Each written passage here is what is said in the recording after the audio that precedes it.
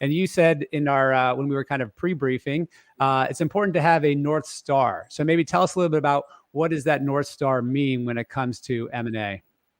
Yeah, and I think it's wonderful you start there, because one of the biggest challenges, arguably, of M&A or doing a merger and acquisition, or as well as a divestiture, is that and it doesn't matter if you're a finance or IT professional or CEO or somewhere in the boat, is you have too many demands. There's customer demands, there's employee demands, there's expectations financially, there's expectations strategically, technology, how to keep it all safe. And everything is in a compressed time frame. It's almost like you do a startup in a ridiculous short period of time. And so having a North Star is really important, because it's really easy to lose line of sight to what matters. And the North Star, obviously, to me, obviously, should be the investment thesis. Why are you doing the deal? You're doing the deal for a reason, either to get access to a market, to enable a new product, to extend a product portfolio, to accelerate your technology roadmap, to maybe change your business model, your monetization model. And so you do this for a reason. And understanding the investment thesis and the value drivers of those investment thesis is really important to keep in mind through that entire journey of M&A, because there will be every day, every moment of the day in that process, there will be somebody asking for attention that in itself is good, but may or may not be aligned with the investment thesis. Yeah, and I think that is, as you mentioned, the demands of that entire integration process, of all the different processes that have to go on leading up to it, will no doubt pull in different directions. But always having that North Star is super important, right? And it's that investment thesis that needs to be realized as quickly as possible. In that, when you're looking at, all right, from the start to the finish, there's a life cycle there in M&A. What are the stages of that life cycle?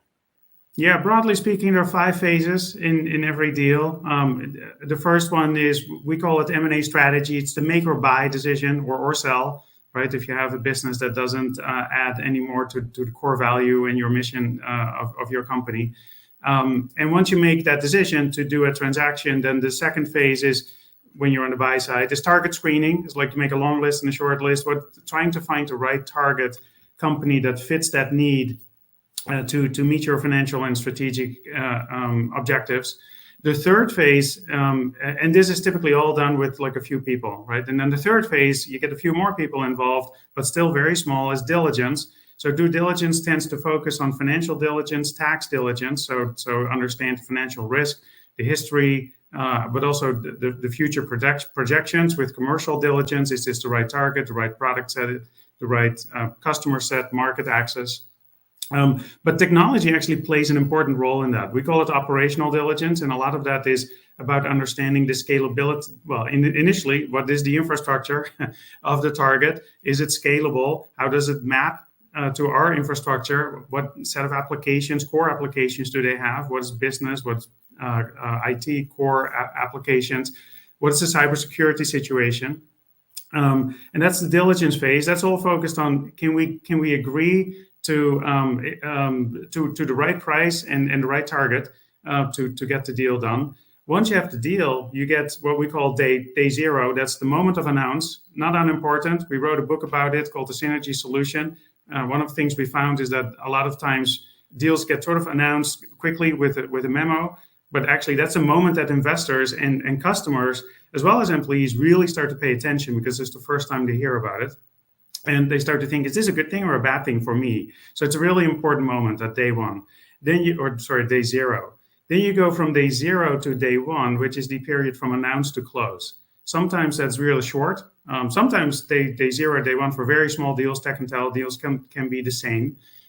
Typically, larger deals you have to file for regulatory approval, can be short, can be long, depending on the regulatory institutions and jurisdictions you have to deal with. And that period, announce to close, is a great opportunity to do some additional discovery to the extent permissible and feasible with both parties. That leads to day one. Day one is the moment of close. That is actually the first moment you operate parent and target as one. Operate as in you're legally and fiduciary one company. Same set of stakeholders, shareholders, etc. but you're not integrated yet, right? You're still separate from an operational standpoint and probably from contractual relationships with customers and vendors, etc. And then you go from day one to day two, which is the moment, so from close to post-close integration. And that is at some point a moment when you say, I think we have integrated this business in a way that we can operate the end state, that we can enable the value that we had in mind. So these 5 stages: make or buy, target screening, diligence. Is this really the target we want to go forward with for the right price? That leads to announce to close, additional diligence or additional discovery, and then close to post-close integration.